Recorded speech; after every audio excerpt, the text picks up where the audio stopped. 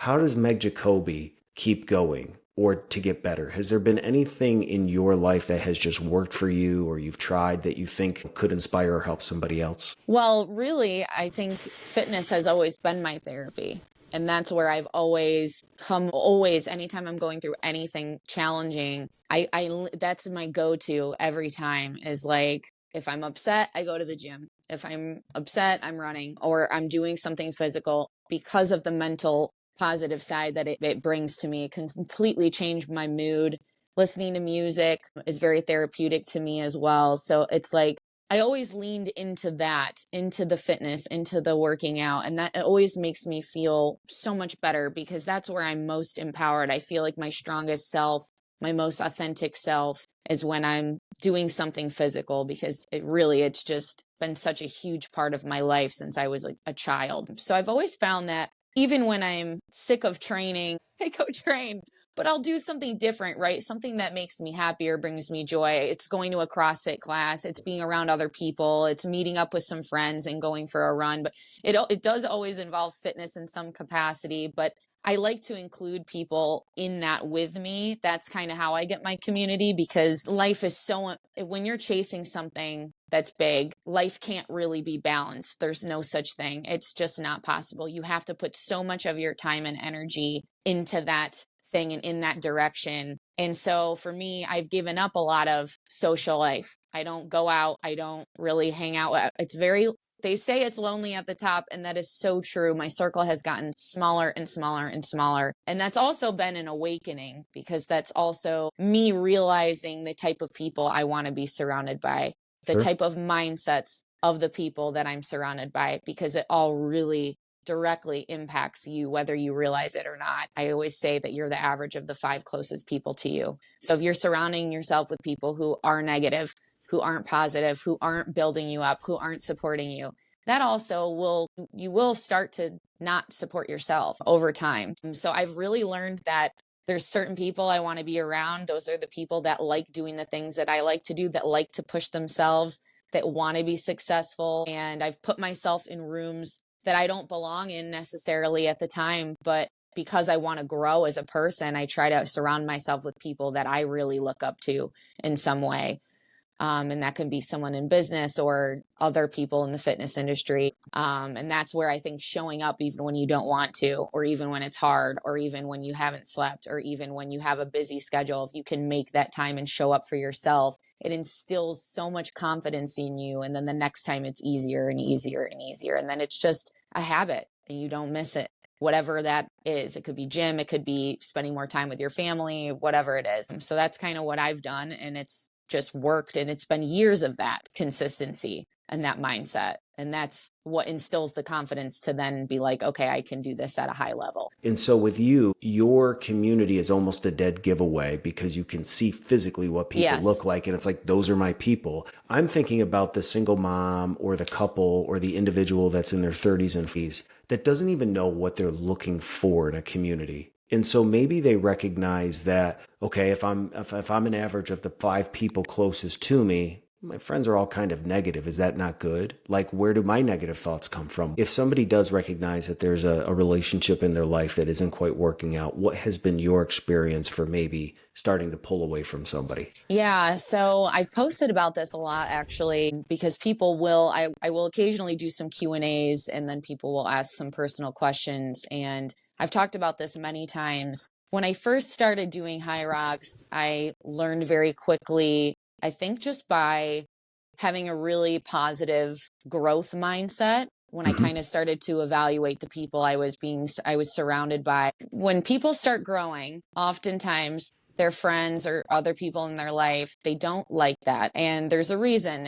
You're kind of holding a mirror, and usually it's the reflection of themselves that they're not liking. But they also like the person you were. That's who they know. And when you start to change as a person, that makes people uncomfortable, especially people that are maybe a little more complacent in life and they're just like fine, you know, I don't want to say mediocre, but like they don't have big goals. They're not really trying to achieve anything. They're just kind of like floating through life. And I've always been a really big goal oriented person. So when I started hearing some of the things my friends were saying about my goals with my journey when I first started, I started to realize that I needed to really evaluate who was in my circle and who I was spending time with. Because, like I said, my time was becoming even more limited.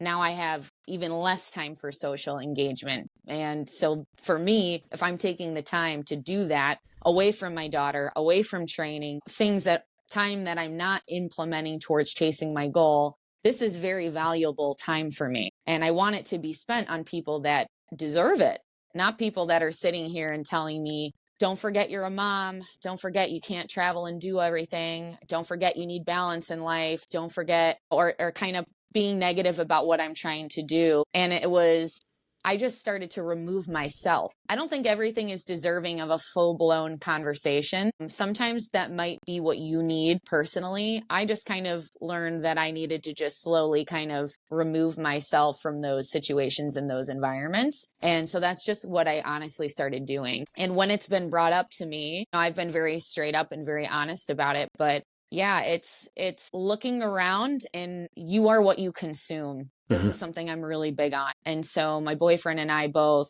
we really limit our time with social media. When we are around people, we'll go home and it's kind of like, I don't really like the way that this person thinks, and that's fine. There is a level of, you have to accept people for who they are, of course, right? We all want to be accepted for who we are, but there is also an energy thing. And if people are bringing negative energy to you constantly, and it's a regular thing and it's a consistent thing, then that's when you need to maybe reevaluate that particular relationship. And I know that that is not easy.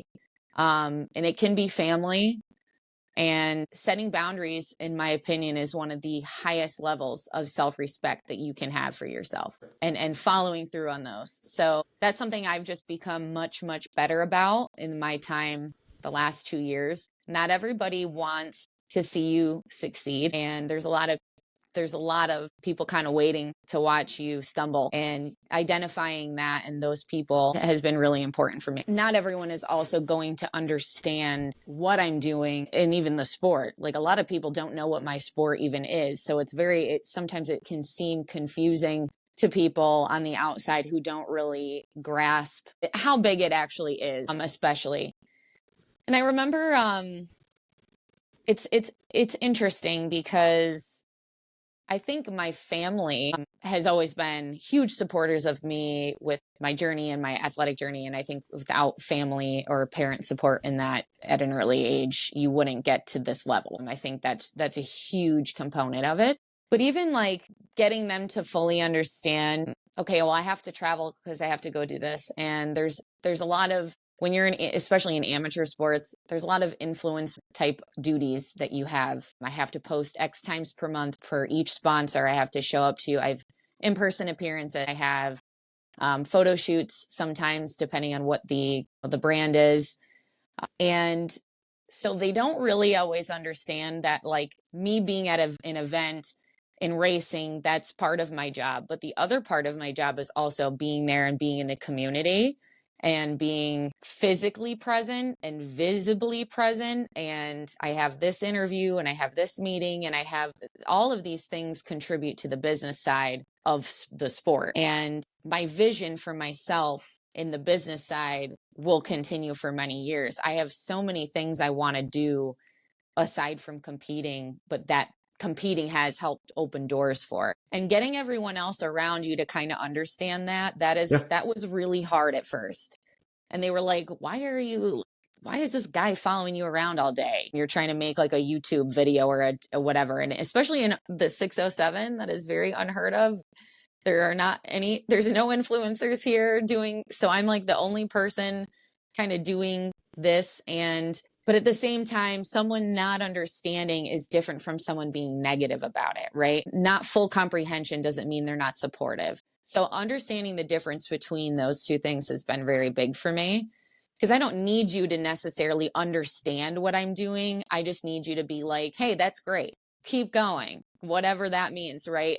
I think for people, you need to realize if it's a pattern or not.